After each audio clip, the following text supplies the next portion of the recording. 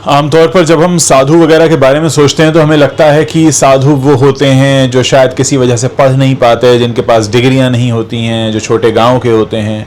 लेकिन हाल ही में कुंभ मेले से एक साधु साहब हैं, उनका इंटरव्यू वायरल हो रहा है। इन्होंने आईआईटी बॉम्बे से एरोनॉटिकल इंजीनियरिंग किया है, पढ़ाई की है और उसके बाद साधु बन गए हैं। जो रिपोर्टर है वो उनका इंटरव्यू करते हुए पूछ रहा है कि भाई आप कैसे साधु बन गए, तो उन्होंने कहा देखिए ज्ञान की खोज में तो अंततः व्यक्ति यहीं पहुंचता है ना, कितना ज्ञान प्राप्त करेंगे आप। उनके नाखून बढ़े हुए हैं, उन्होंने रुद्राक्ष की माला पहनी हुई है और सब कुछ छोड़ दिया है।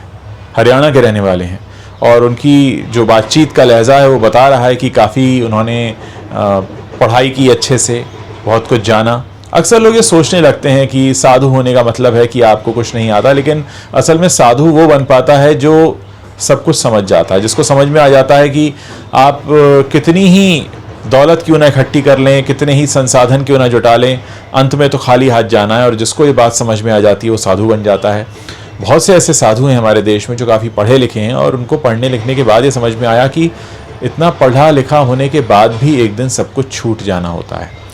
तो इस इंटरव्यू को जब मैंने देखा तो मुझे लगा मैं अपने दर्शकों को बताऊं। आपने भी शायद कहीं ना कहीं इंटरव्यू वायरल होता हुआ देखा होगा। ज़रूर देखिए, सुनिए ऐसे लोगों की बातों को, ताकि हमें समझ में आए कि हम जो एक भागते रहते हैं ना, 99 के फेर में पड़े रहते हैं, बस इतना और मिल जाए, ये और मिल जाए। असल में इसका कोई अंत नहीं है। जीवन संतुष्टि का नाम है। अगर संतुष्ट होकर जिएंगे तो आप घर में रहते हुए भी साधु बन सकते हैं।